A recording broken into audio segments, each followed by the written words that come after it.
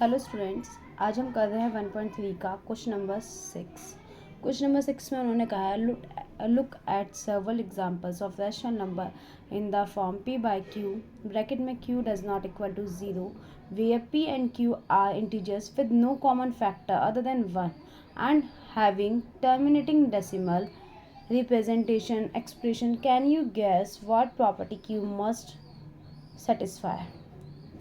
तो अब बस हमें इसी क्वेश्चन में यही बताना है कि हमें टर्मिनेटिंग एग्जांपल्स बताने हैं टर्मिनेटिंग डेसिमल्स के, और साथ में एक चीज़ और है, अगर उनके कोई भी कॉमन फैक्टर नहीं होने चाहिए और फैक्टर होगा तो सिर्फ 1 होगा। ठीक है स्टूडेंट्स, अब हम इसे देखते हैं कैसे करेंगे। चलिए अब हम एग्जांपल्स लेते हैं। क्वेश्चन नंबर 6, पहले मैंने एग्जाम्पल लिया 2/5। ठीक है, अगर मैं 5 से 2 को डिवाइड करूँगी तो आएगा 0.4। नेक्स्ट एग्जाम्पल लिया 5/2, 2.5। नेक्स्ट लिया 3/5, 0.6। क्या ये सारे हमारे टर्मिनेटिंग हैं? यस। टर्मिनेटिंग डेसिमल का मतलब होता है जो नंबर 1 टाइम के बाद ख़त्म हो जाए, मतलब बार बार रिपीट ना हो। अब उन्होंने कहा है हमें बताना है क्यों हमारी कौन सी प्रॉपर्टी सेटिस्फाई कर रहा है। ठीक है, सबसे पहले तो हम लिखेंगे Q must satisfy the factor of 2 and 5। 2 और 5 का कोई कॉमन फैक्टर नहीं है, ये सिर्फ 1 की टेबल में आते हैं। और अगर हमारे अपॉन में जो हमारा डिनोमिनेटर है, अगर वहाँ पे 2 या 5 होगा तभी वो नंबर हमारा टर्मिनेटिंग डेसिमल होगा। चलिए हम एग्जांपल देखते हैं कि होगा या नहीं। मैंने लिया 5 अपॉन में 3 5 हमारा अंदर होगा, 3 बाहर। 5 को हम 3 से डिवाइड करेंगे, डिवाइड करने में समथिंग शायद आएगा 1.666, चलता रहेगा, फिनिश नहीं हुआ, तो ये हमारा हो गया नॉन टर्मिनेटिंग। तो अगर हमें कोई भी टर्मिनेटिंग एग्जांपल चाहिए जिनके कॉमन फैक्टर 1 हो और साथ में वो टर्मिनेटिंग हो, तो उसके लिए 2 या 5 हमारा डिनोमिनेटर में आएगा। तो यहाँ पे क्यू ने सेटिस्फाई करिए कंडीशन, फैक्टर सेटिस्फाई करें जब 2 एंड 5 क्यू की प्लेस पे आएगा, डिनोमिनेटर में आएगा। ओके स्टूडेंट, अब देखते हैं question number 7। Question number 7, write 3 examples those decimal expression are non terminating non recurring. अब हमें यहाँ पे बताने हैं ऐसे 3 नंबर जो हमारे नॉन टर्मिनेटिंग हो, नॉन रिकरिंग हो। तो चलिए देखते हैं क्वेश्चन नंबर 7। अगर मैं बात करूँ पाई की वैल्यू, बच्चों मैंने इससे पहले भी एक वीडियो में बता रखी है, दोबारा से देख लीजिए। पाई की वैल्यू होती है 3.14159 और कॉन्टीन्यूस ये चलती रहती है।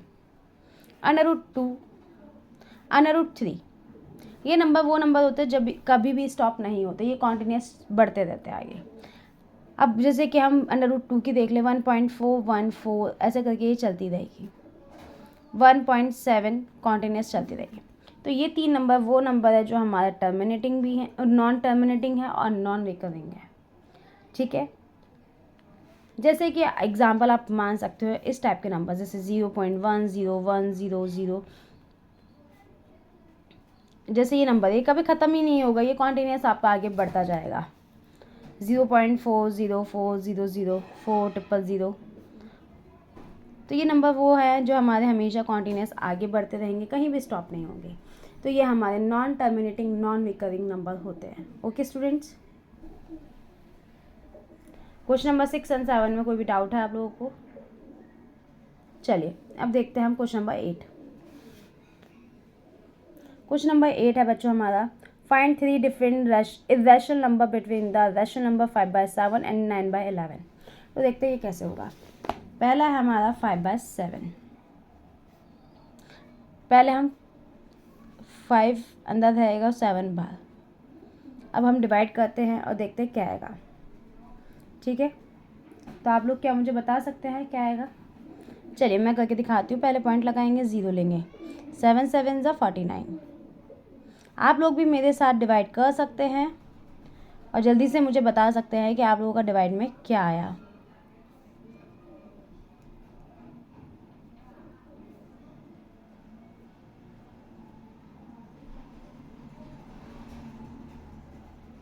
आप देख सकते हैं मैंने अपना क्वेश्चन 5 से स्टार्ट किया था और मैं 5 पर ही पहुंच गई।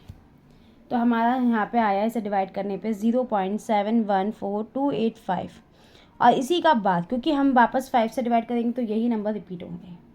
अब दूसरा नंबर है बच्चों आपका 9/11। तो चलिए इसका भी डिवाइड करके देखते हैं। 11 भाग 9 अंदर, पॉइंट लगाओ, 0 लो।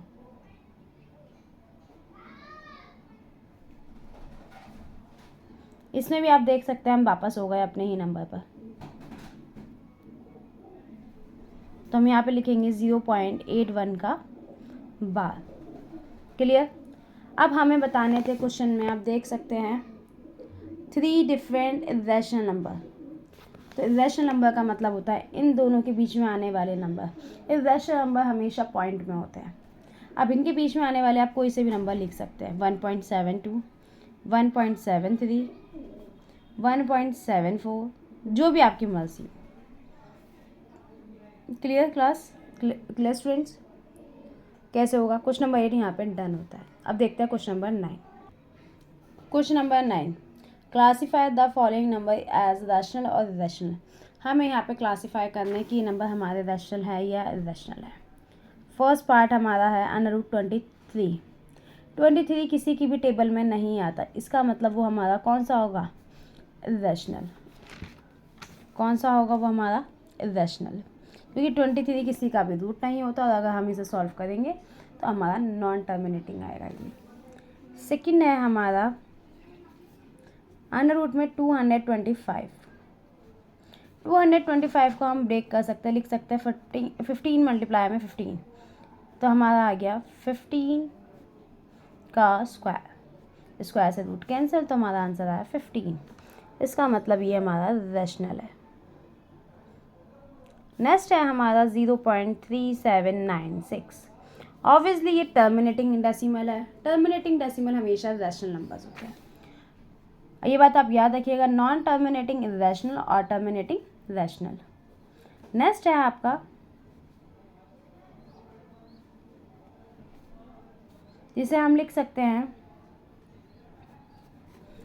अब ये बताइए, अब आप कहेंगे मैम ये तो ऑब्वियसली हमारा नॉन टर्मिनेटिंग है क्योंकि रिपीट हो रहा है और इसका कोई भी एंड नहीं होगा। नहीं, कुछ नंबर्स ऐसे होते हैं हमारे। हाँ जी बच्चों, तो बताइए 7.478 का जो बार है ये टर्मिनेटिंग है या नॉन टर्मिनेटिंग? पहली बात तो ये नॉन टर्मिनेटिंग डेसिमल है। अब बताइए रिपीटिंग डेसिमल है या नॉन रिपीटिंग? ये रिपीटिंग डेसिमल है क्योंकि एक ही नंबर बार बार रिपीट हो रहा है। तो रैशनल नंबर में टर्मिनेटिंग के साथ साथ non terminating with repeating numbers आते हैं, वो भी रैशनल का पार्ट होता है। अगर यही नंबर हमारा नॉन टर्मिनेटिंग नॉन रिपीटिंग होता तो वो रैशनल का पार्ट होता, रैशनल का नहीं। जैसे कि आप देख सकते हैं अगर कहीं पे भी टर्मिनेटिंग नंबर है एंड नॉन टर्मिनेटिंग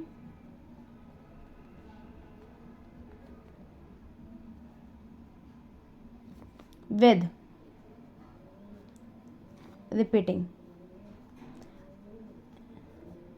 ये हमारे रैशनल का पार्ट है। नॉन टर्मिनेटिंग नॉन रिपीटिंग वो हमारे इरेशनल का। तो इसीलिए ये नंबर भी हमारा रैशनल है बच्चों। आप नेक्स्ट पार्ट देख सकते हैं। अब नेक्स्ट पार्ट है हमारा 1.10 100 100 1 4 टाइम्स 0 1। अब बताओ ये हमारा एक तो नॉन टर्मिनेटिंग है और नॉन रिपीटिंग। देखो पहले 1 0 थे, फिर 2 zeros हुए, फिर 3, तो ये हमारा रैशनल है। क्या आपको ये एक्सरसाइज समझ में आई? अगर वीडियो अच्छा लगा हो तो अपने फ्रेंड्स के साथ शेयर अप करें और मेरे चैनल को जल्दी से जल्दी लाइक, शेयर और सब्सक्राइब करें। Thank you.